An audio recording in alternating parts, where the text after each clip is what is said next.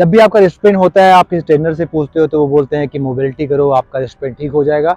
दोस्तों, wrist pen का treatment शुरू करने से पहले आपको ये समझना होगा कि ये रिस्ट पेन कब से शुरू हुआ है, किस जगह से शुरू हुआ है, कैसे शुरू हुआ है। उसके बाद ही आपको उसका ट्रीटमेंट शुरू करना है। पर रिस्ट पेन का सही रीज़न ढूंढना बहुत ज़रूरी है।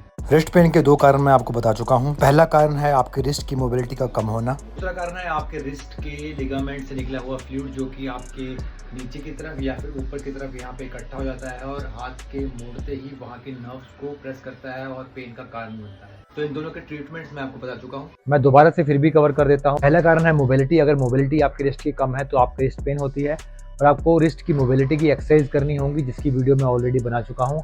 आप यूट्यूब पे और इंस्टाग्राम पे देख सकते हो। और दूसरा कारण है आपके रिस्ट के लिगामेंट से निकला हुआ फ्लूइड, जो कि यहाँ पे ऊपर या फिर नीचे यहाँ पे इकट्ठा हो जाता है, जिसकी वजह से जब आप रिस्ट को मोड़ते हो तो वहाँ के नर्व्स प्रेस होती हैं और पेन होता है। इसका जो ट्रीटमेंट है वो है कि आपको उस जगह की मूवमेंट को रोकना है। अगर ऊपर है वो फ्लूइड तो आपको ऊपर की मूवमेंट को रोक लेना है और इसको गर्म सेक देना है और यहाँ से आपको दबा के रखना है। 3-3 मिनट के 3 सेशन करने हैं। इसकी वीडियो मैं बना चुका हूँ, आप इंस्टाग्राम और यूट्यूब पे देख सकते हो। अगर आपके पास टाइम नहीं है या फिर आपके 3-4 महीने दबाने के बाद भी ये आपसे ठीक नहीं हो रहा है तो डॉक्टर के पास जाइए। वो हल्का सा इंजेक्शन डाल के इस फ्लूइड को बाहर निकाल लेगा या फिर माइनर ऑपरेशन करके उस फ्लूइड को बाहर निकाल देगा और आपका पेन ठीक हो जाएगा। तीसरा कारण है हमारे शरीर में विटामिन डी की कमी होना। विटामिन डी की कमी से हमारी हड्डियां और हमारे मसल्स कमजोर हो जाते हैं और हमारे रिस्ट पेन का कारण बन सकते हैं। आजकल हम सब लोग धूप में बहुत कम निकलते हैं और निकलते भी हैं तो पूरा कवर करके निकलते हैं, इसलिए विटामिन डी की कमी हमारे अंदर हो जाती है क्योंकि सन का एक्सपोजर हमें नहीं मिल पाता है। इसका ट्रीटमेंट यही है कि आपको कम से कम आधा घंटा सन बाथ लेना है, धूप लेनी है अपने शरीर पे।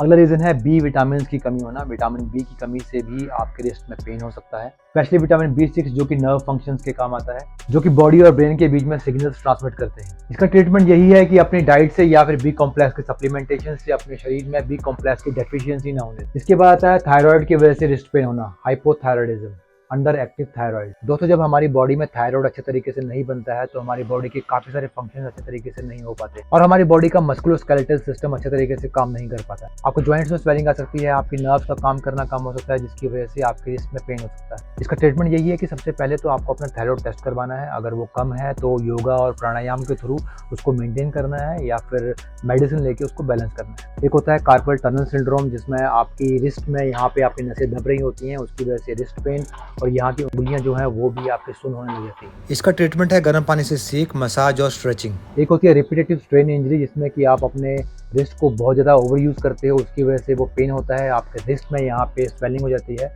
तो आपको उसको रेस्ट देनी होगी और उसकी वजह से वो धीरे धीरे स्वेलिंग कम होगी और पेन कम होगी। एक और कारण है जो कि है पोस्ट चिकनगुनिया। चिकनगुनिया होने के बाद आपके जॉइंट्स में पेन रह सकता है, घुटनों में, शोल्डर्स में और रिस्ट जॉइंट में। मुझे भी चिकनगुनिया हुआ था और चिकनगुनिया के बाद अभी तक मेरे हाथ में दर्द है और ये जो दर्द है वो 6 महीने से लेके 1 साल तक रह सकता है और धीरे धीरे अपने आप कम होता है।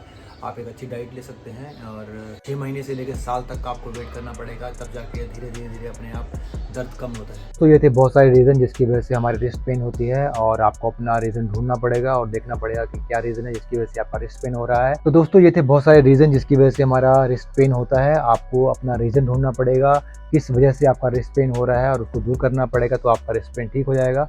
अगर आपको समझ में नहीं आ रहा है तो आपको डॉक्टर के पास जाना पड़ेगा और उसको डायग्नोज करना पड़ेगा और ट्रीटमेंट लेना पड़ेगा। जय श्री राम दोस्तों।